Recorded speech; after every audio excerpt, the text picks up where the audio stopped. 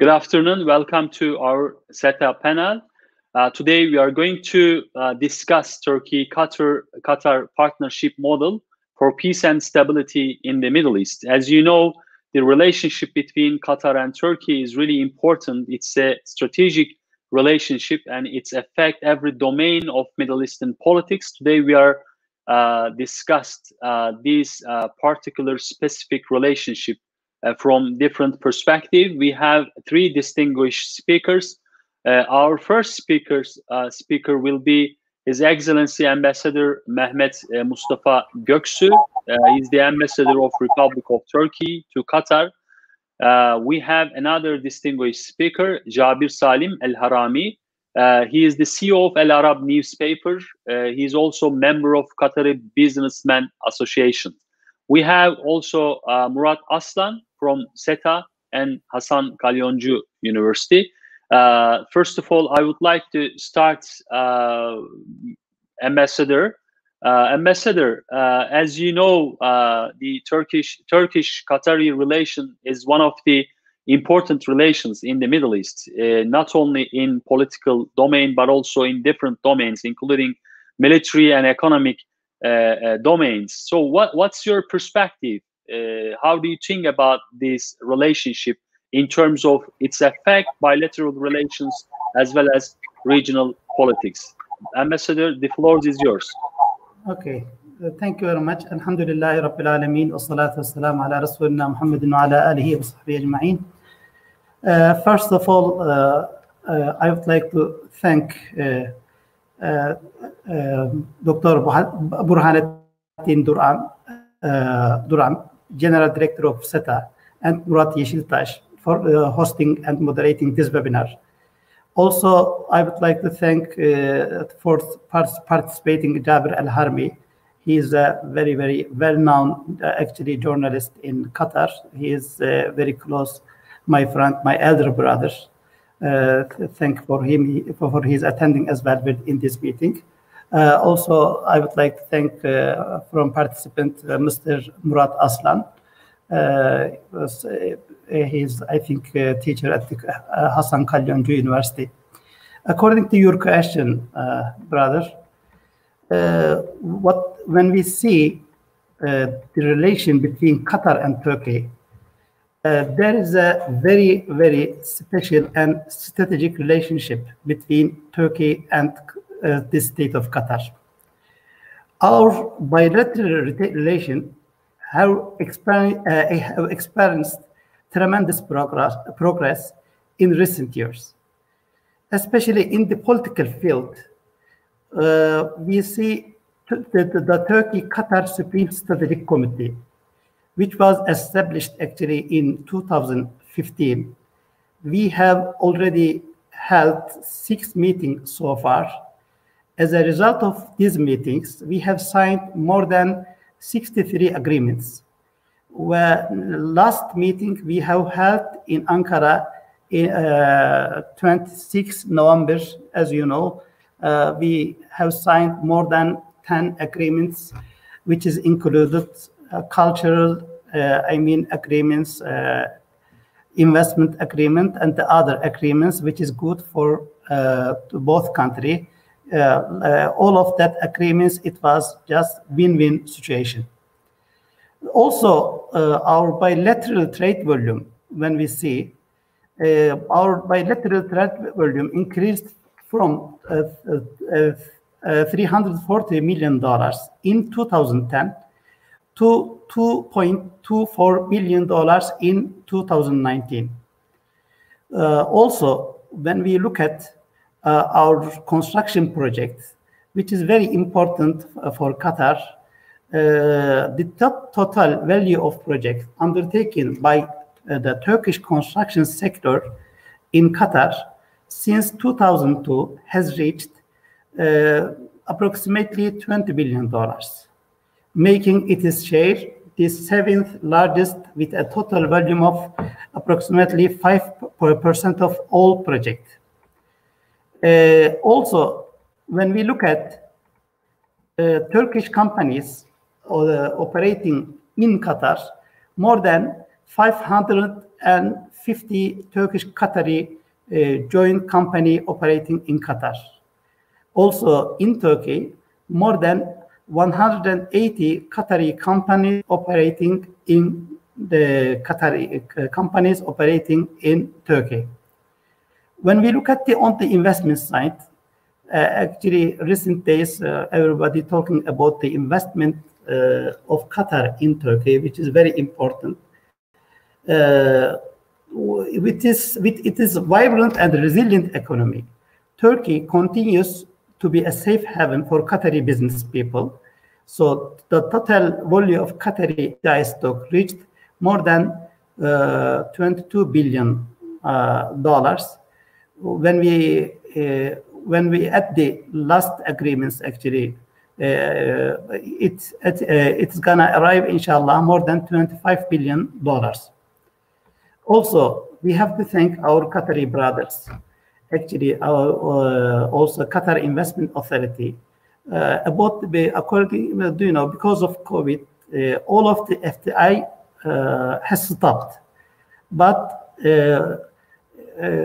even COVID-19 time, Qatar Investment Authority has chosen to make an investment in Turkey.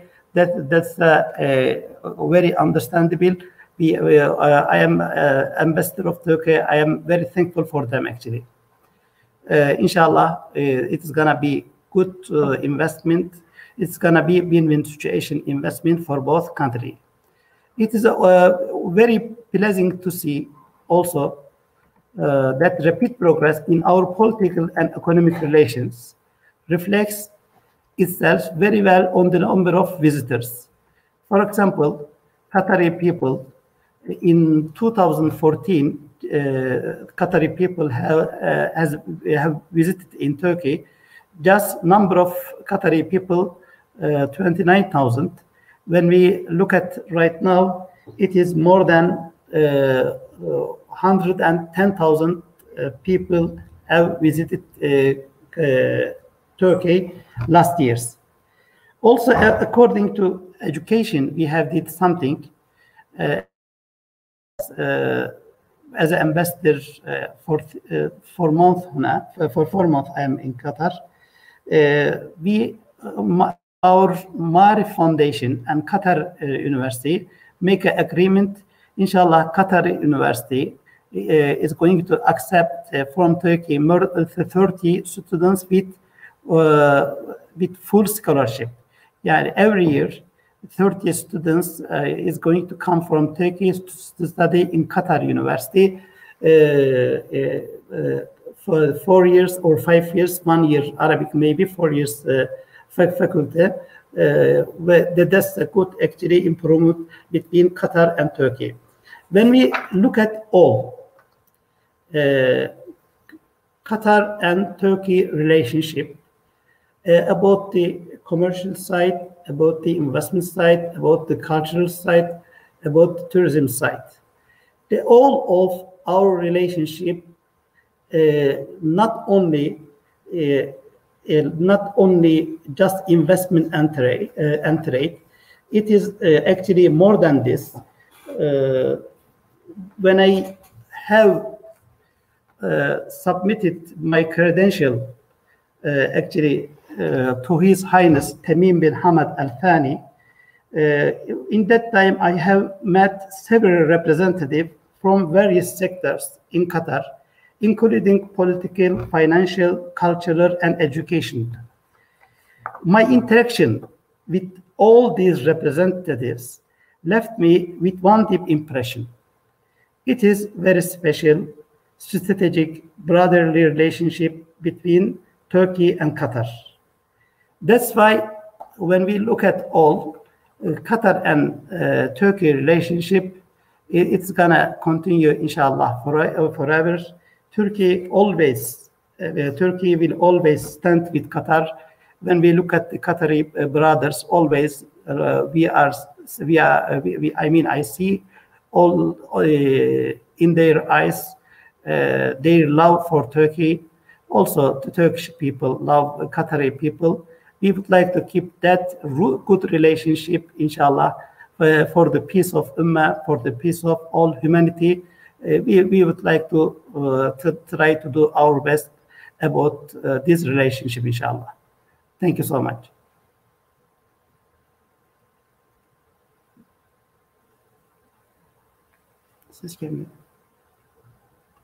Thank you. Thank you, Mr. Ambassador, for your introduction. And I would like to ask another question, if you allow me. How do you see the relationship in the context of the regional, geopolitical developments? How do you evaluate these specific and important relationship on the regional Qatar level? right now, it is not like before 2017. Okay, maybe after blockage, lots of people was seeing Qatar just it is part of Gulf countries. It is a small countries, but after blockage, Qatar has proven it is independent country. Actually, it has learned lots of things. They make actually really big companies. They don't need the other Gulf countries in the lots of things. That's why the Qatar right now, if it is sitting on the table as an independent country in the political way, in the economic way, in the trade way, even in the agriculture, they did lots of things actually. That's why Qatar and Turkey relationship really good example even for the region. Just they are being together just to stay with right, always with haq, okay? So, and also they don't want to interfere for the other interior relations, interior things. That's why their relationship, what I see in the region, very respectful right now. Even everybody right now talking about Gulf crisis, inshallah, it is going to be solved. We expect that. Inshallah, I am sure if it is solved, Turkey and Qatar relationship is going to improve more, and Turkey, as a Turkey, it's inshallah in the region is going to do more thing for the peace of this region. Even we have some little problem, some misunderstanding between those countries.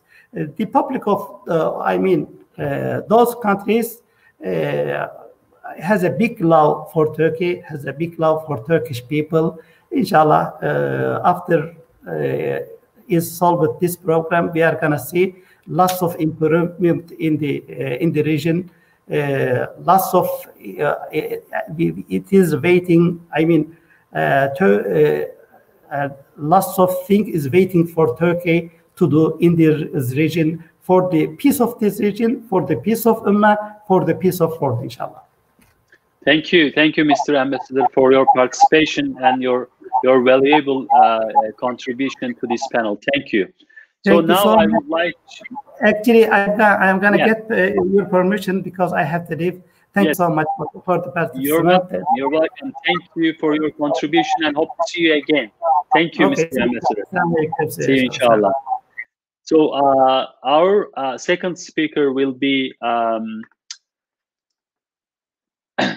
Jabir Al-Harami, Dr. Jabir Al-Harami. So Mr. Jabir, Mr. Ambassador mentioned different aspects of bilateral relations between Qatar and Turkey. You also listened his presentation.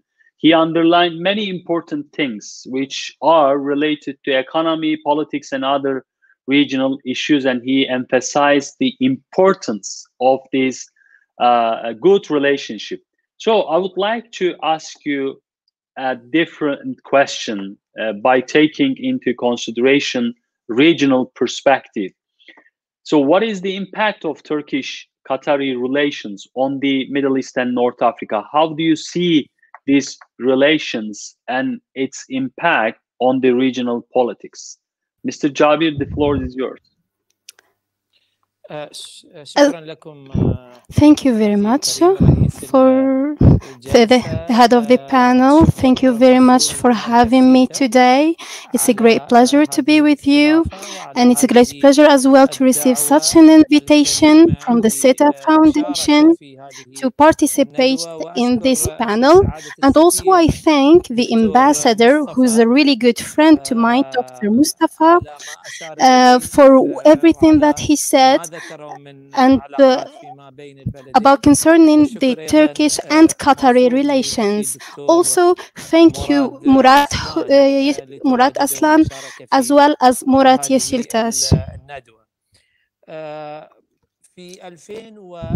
In 2010, before the outbreak of what is known as the Arab Spring, I met Erdogan when he was the prime minister in an interview that was published by Eşşark newspaper when I was its editor-in-chief. I asked him then about Qatar and Turkey relations. He said that Turkey and Qatar look at regional issues from the same window. To be frank, I really didn't understand this answer back then. I thought he was just complimenting a Qatarian journalist, as it was his first interview with a Qatarian journal. كانت هذه أول مقابلة مع صحيفة قطرية مع الرئيس أردوغان آنذاك. After some time since the outbreak of the Arab revolts, starting from Tunisia, in the end of 2010, specifically in December 2010, and the spread of it in Egypt, Libya, اليمن وسوريا.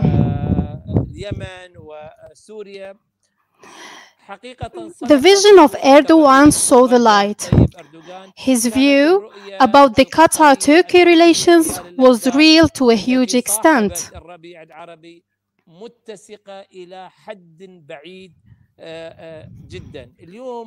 Today, Qatar and Turkey coordinate and collaborate together in Syria, Libya, Somalia,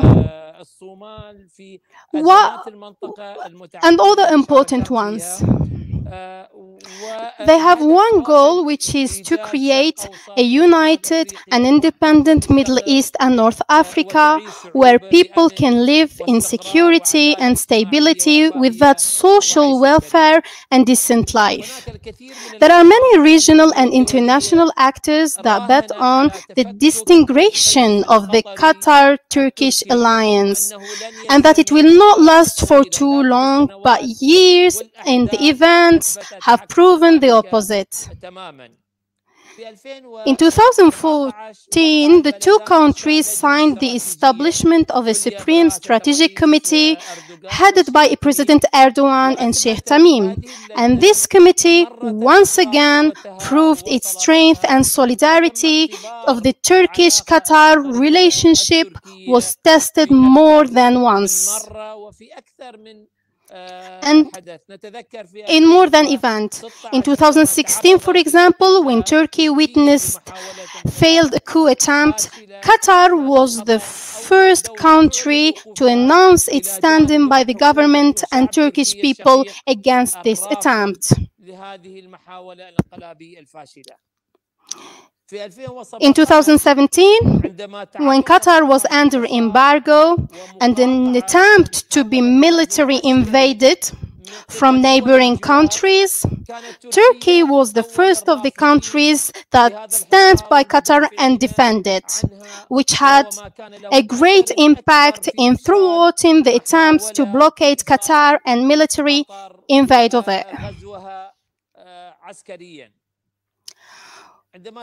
When Turkey witnessed an economic war as well that aimed to harm its currency in 2018, and at the highest of this war, when Trump's statements were targeting Turkey, the Emir of Qatar, Sheikh Tamim, visited Turkey and announced new investments exceeding $15 billion. Relations between Qatar and Turkey have gone beyond diplomatic or political relations into a real partnership and a cohesive alliance based on values and morals that are defended and not just material interests.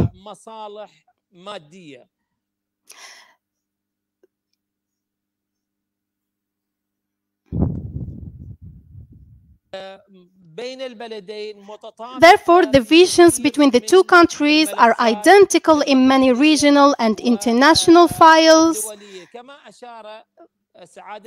As the ambassador has mentioned before, about the huge amount and the intervention of Qatar and Turkey in many sectors, not only economic, but also in educational aspects, health, also cultural.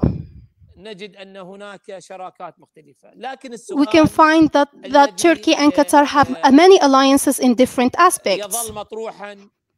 But the question is whether there are challenges. Yes, there are challenges facing the Qatari-Turkish alliance to create a stable Middle East.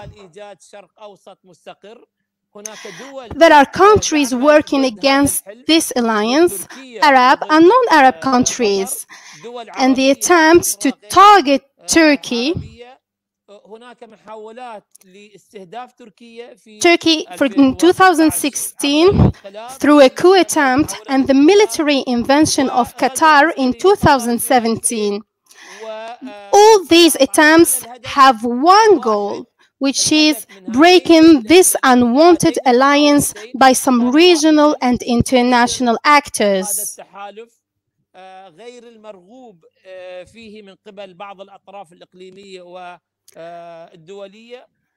Conspiracy toward both of the two countries is more than in one place and more than in one file. And I don't think that this attempt will work.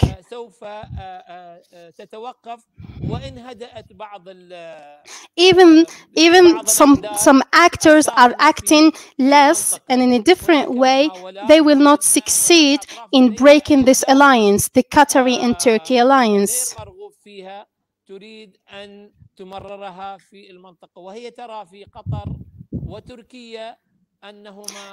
Because they see Qatar and Turkey as two countries who are standing in front of everybody and standing against everybody and standing against Western powers and Western agendas and even Israeli agendas, which wants to harm the people of the region, the people of the MENA region, and pushing Turkey away of its region, basically. And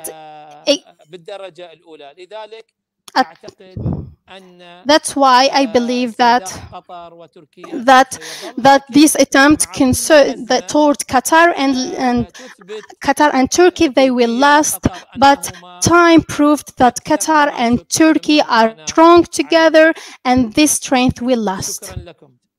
Thank you very much. Shukran, Dr. Jabir. Thank you for your presentation and your contribution to the panel. Now I would like to move on to Dr. Aslan.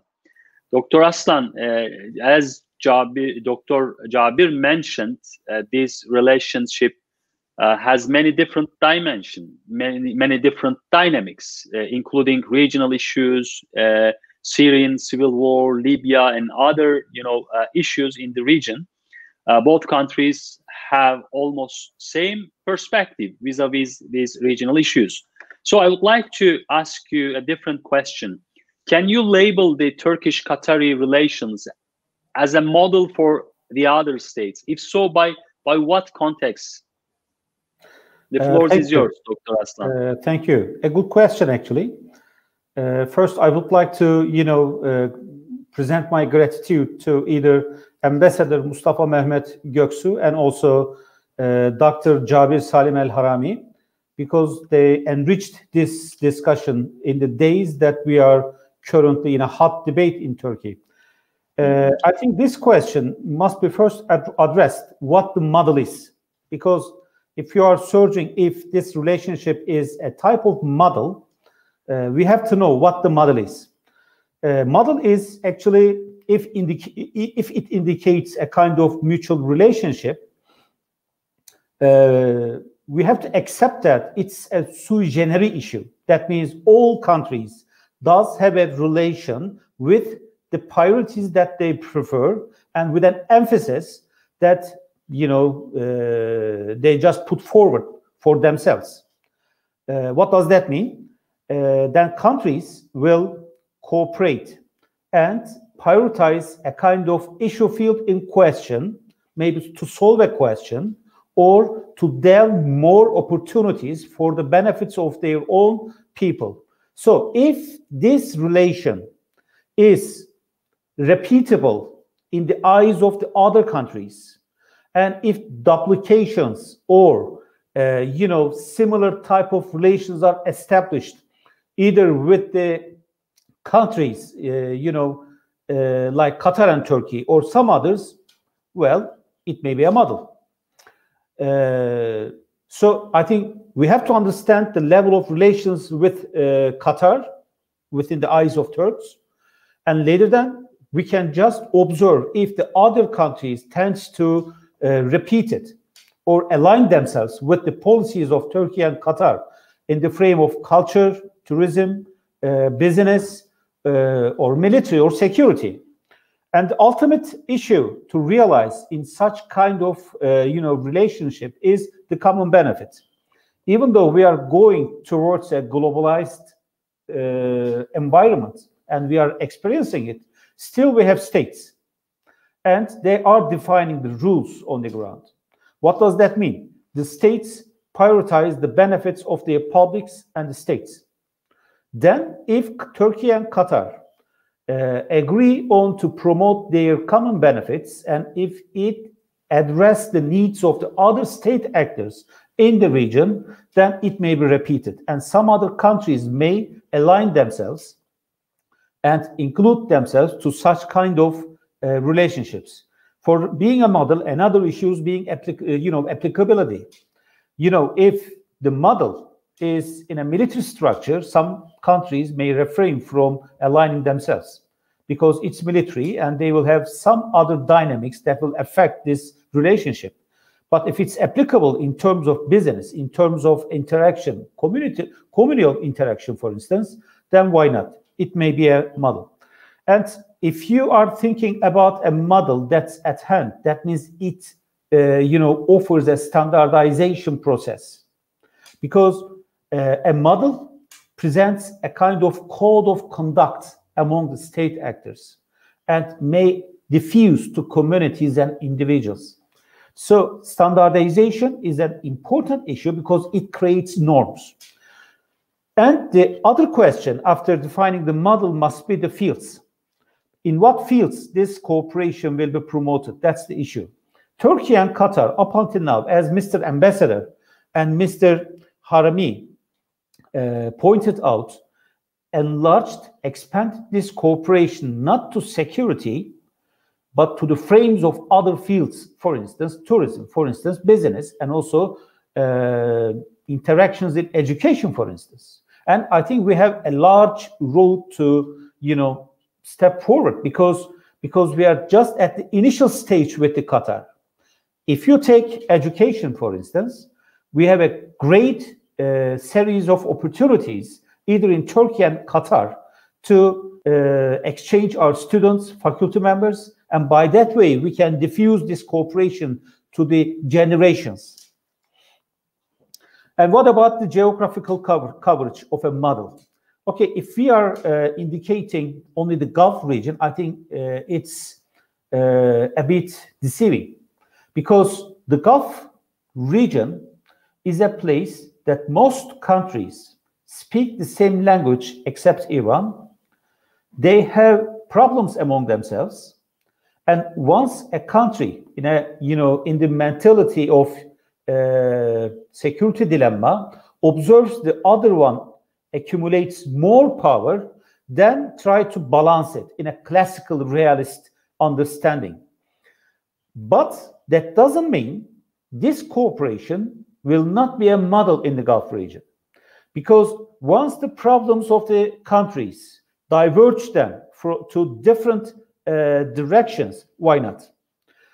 On the other hand, I think diffusion of this cooperation to the other parts of Middle East and North Africa is much more important, because if Turkey and Qatar has the same vision in Libya, then this cooperation model is a candidate to persuade Libyans to align themselves for a bright future. And the challenges are clear. I think we should discuss in a different question. On the other hand,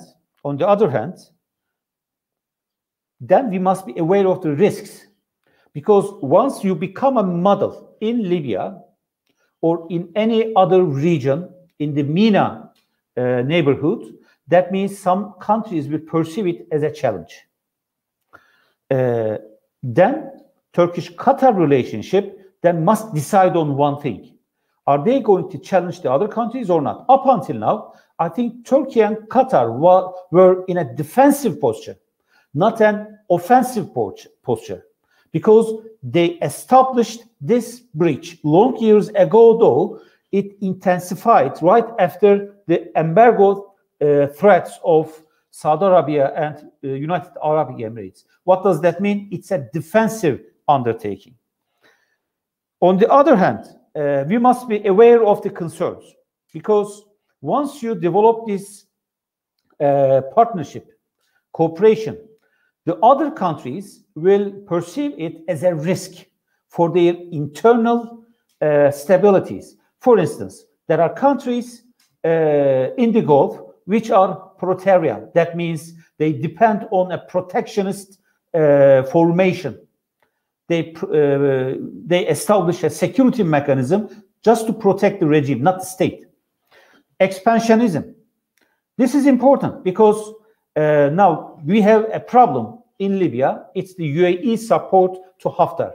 What does that mean? Why? I think the question must be why. So it's an expansionist, revisionist issue. Then, if the visions are the same, and if there is a country in the region which is expansionist and revisionist, then for sure a defensive posture of both will force them to take defensive measures. And I think that's what we are currently being concerned. But to the final extent, any type of cooperation in the region leans on prosperity of both. If both do not gain from this cooperation, any of them does not gain it, then there's a problem. So now that's all from me. We can, delve this issue if questions are received from the audience. Thank you, Dr. Aslan. And now I would like to ask the second round of questions. First question, I would like to ask to Dr. Jabir El-Harami regarding the future of the relationship. I think, your perspective is important in terms of understanding the regional aspects of the relationship. But I would like to ask you also the future prospect. How do you see the challenges, opportunities, and risks about Turkey-Qatar relationship? How do you see the future, Dr. Jabiri? The floor is yours. I think that Qatar is very interested in the issues of security, peace, and stability in the region. Therefore, it finds that it has made advanced steps in the field of mediation and conflict resolution between the international community and has achieved great success in this aspect in resolving the intractable crisis that existed in several international countries, whether in Lebanon or Darfur in Sudan, or between Sudan and the neighboring countries, Eritrea, Djibouti, and even Palestine between Hamas and Fatah. And Qatar's last success is in Afghanistan, where first Qatar was able to reach a solution between the Taliban and the United States of America. And peace agreement was signed between them last February. And currently, the Afghan peace negotiation between the government and the participation of various components are held in Doha for peace in this country that suffers from instability since 40 years ago. Qatar is very much interested in this aspect today, and despite the blockade imposed on it, it has not retreated from its role, building relationships on correct foundations between the international community and achieving stability and peace for the Middle East and North Africa region in order to promote development is the common goal of the Qatar and Turkey.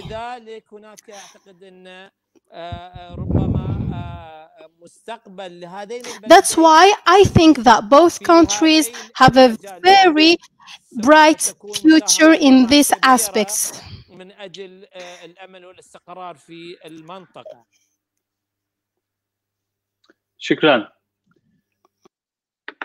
Shukran, Dr. Jabir. Thank you for your answer. And now I would like to ask a question for Murat. Murat, I think the same question is valid for you. How you think about the future of relationship? What are the challenges? What are the opportunities? And what are the risks for both countries in terms of improving their bilateral relations, as well as coordinating their vision vis-a-vis the regional issues?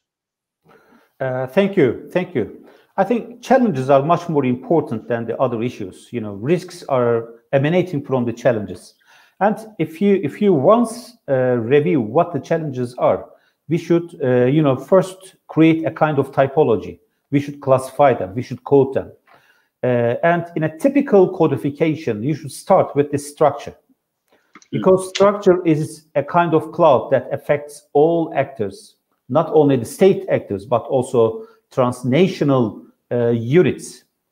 The structure is, if structure is at hand, I think the perceptions matter along with the interests.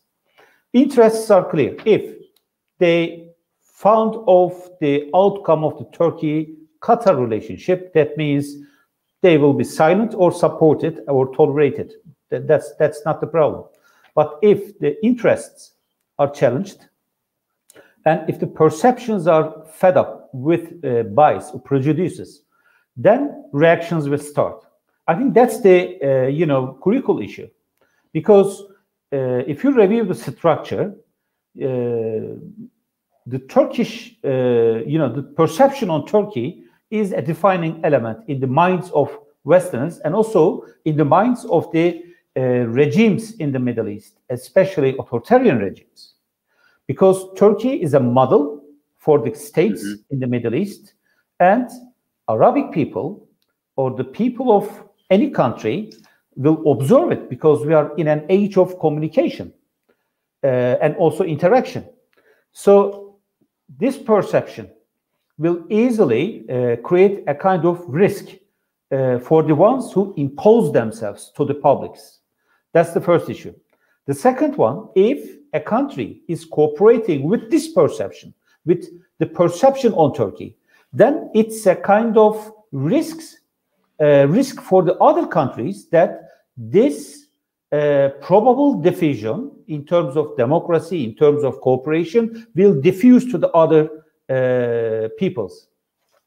And if it endangers the interests, mainly in business, because states are mostly focusing on making money by means of their multinational companies. If it pushes these companies from the market, then the Western thinking, for instance, will perceive this relation as a challenge. So I think the term challenge in this structure must be handled not in the eyes of region or in the eyes of Turkey and Qatar, but in structural thinking, we should also carry the opposite pole of the concern. Another issue is regional. As I said, okay, if it's a model, it will threaten some regimes in the region. So, okay, it's a risk. On the other hand, Middle East is not a small geography. If you just frame it, you should start from the North Africa, because culturally they are intertwined with Levant and also with the Gulf. What does that mean? Then if you want to start a kind of action in the region by means of cooperating or pushing the other away, then it will have effects in Levant or in North Africa or in the Gulf region. And another dimension is internal one, because internal risks or challenges are sometimes push democratic states to act in a certain way.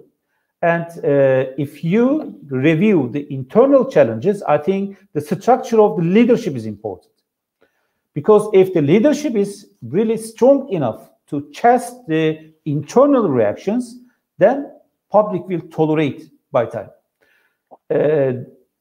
Sometimes we face criticisms and resembling these relations as if it's a kind of, comment type or, a forced cooperation. It's not. States are free to establish a kind of bridge with the other countries if it's within their profits, interests, then they will develop it. And to prevent such kind of criticisms, that's what I believe. Transparency is important. If you want to make a deal, and if it's announced to the public, and that's the issue, that means transparency will clarify exactly what's going on the ground. Another one is knowledge campaign, information campaign, because if you broadcast adequate level of information on what you are doing within the frame of transparency, that means no problem, I believe. On the other hand, I think one important thing is to manage these challenges, either structural, regional, or internal challenges.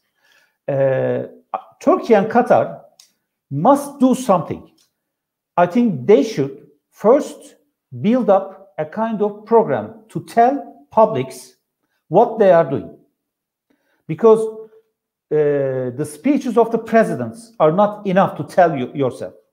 We should also provide a kind of path, a road, a public diplomacy road to clarify what exactly modeling we preferred in strategic partnership. And I think there must be some undertakings for this purpose. Thank you. So thank you, Dr. Murat and Dr. Jabir El-Harami. I would like to thank you all for your contribution to this great panel. It was a very fruitful panel. We draw a very general picture about Turkey-Qatar relation, as well as we touched upon specific aspects of this important relationship. I would like to thank you also, the audience, and hope to see you for the next panel, which will be organized by SETA on different topics. Thank you, Dr. Aslan, and thank you, Dr. Jabir El-Harami, and see you. Thank you so much. Goodbye. Thank you so much.